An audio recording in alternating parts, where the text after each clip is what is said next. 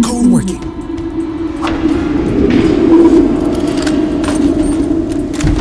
Yes, I did it. I'm free.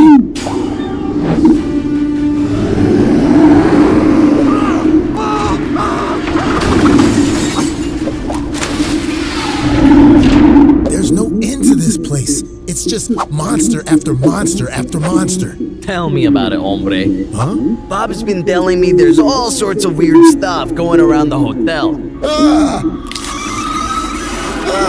What are you freaks? Oh, come on. Don't be rude. He's just trying to be an honest businessman. Wait, you guys aren't trying to kill me? The three of us?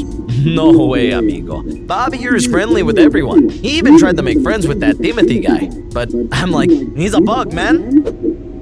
Oi, relax, buddy. You know I'm only giving you a hard time because you're my best friend. Hey, what's going on with the lights? Hide, hombre. It's Rush.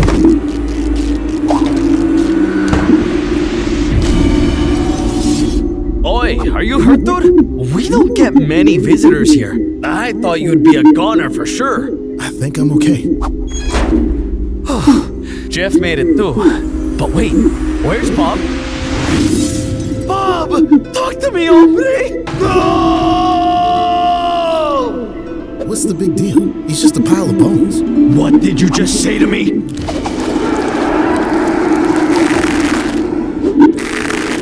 I'm sorry. Oi, you're about to be, hombre. Cause Bob over here was the best person this hotel has ever seen. He's the one who saved me and Jeff and showed us we didn't have to be evil like all the other monsters in this place.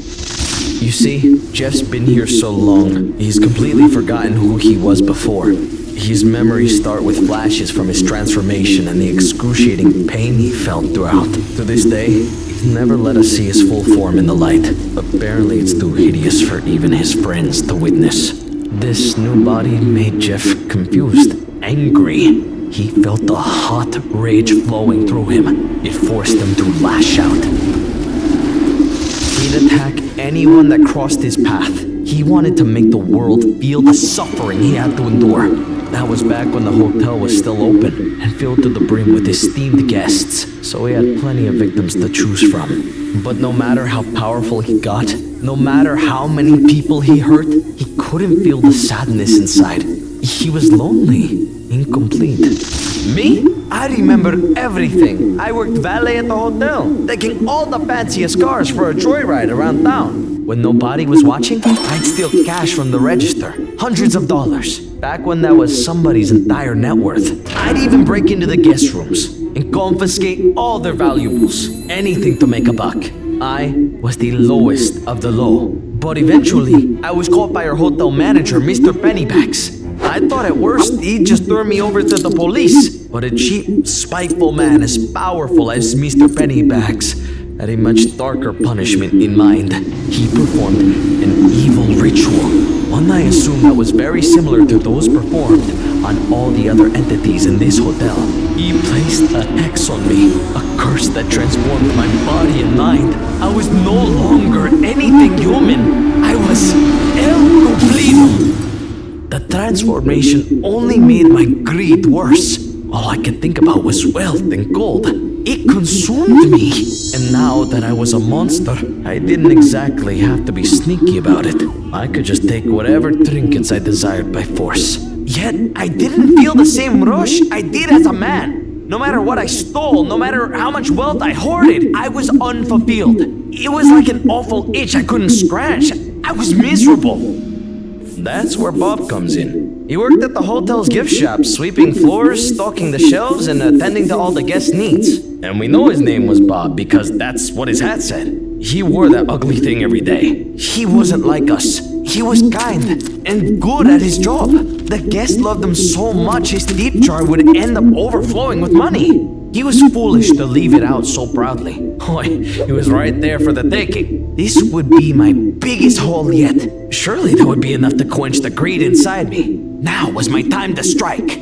This should be it. I finally earned enough to afford that ring I've been eyeing for so long. Then I can propose to my dear sweet Darlene, the love of my life.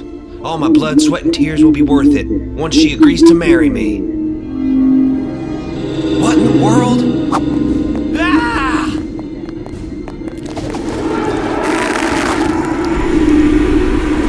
Hey, hombre, mind your own score. Two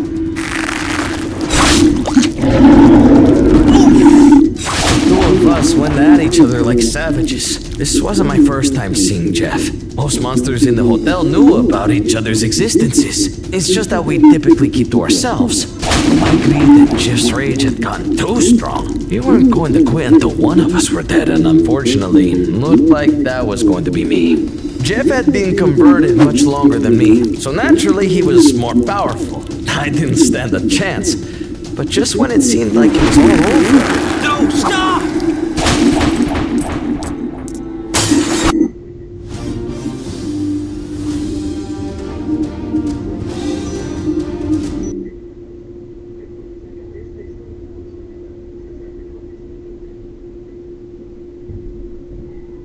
Bob risked his life to save me. Me, a total stranger, and a monster at that.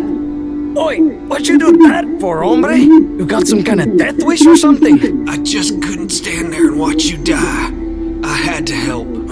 But I'm a monster.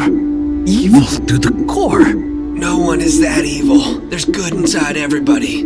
You just have to listen to your heart. And do what's right. Take the money, if that is what you two are fighting over.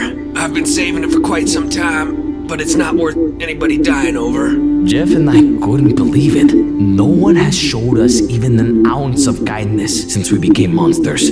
We look back at all the horrible things we had done in our past and we're filled with regret.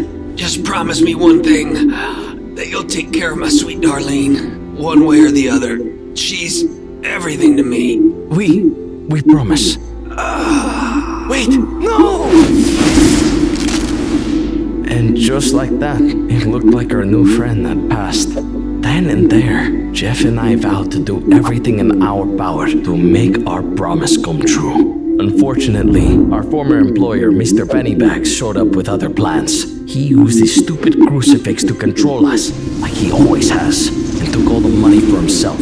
Later, I found out he had already visited my hoard and taken that too.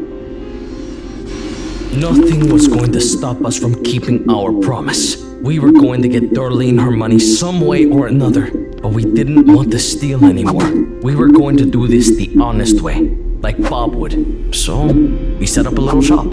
It was a tough business. All the hotel guests ran at the very sight of us. Nobody bought anything or left any tips. Personally, I think we're long overdue for a rebrand. I've wanted to name it El Goblino's Gallery of Fine Antiquities for quite some time, but I keep getting outvoted. Outvoted? By who? Jeff and Bob, of course.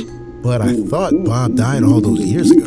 Well, yeah, he did. But this hotel is strange, dude. After a while, I swear Bob started to talk and move around again. I could hear his voice. He'd shift around the room when I wasn't looking. He's definitely not the same as he used to be, but there's a higher power at play. Bob?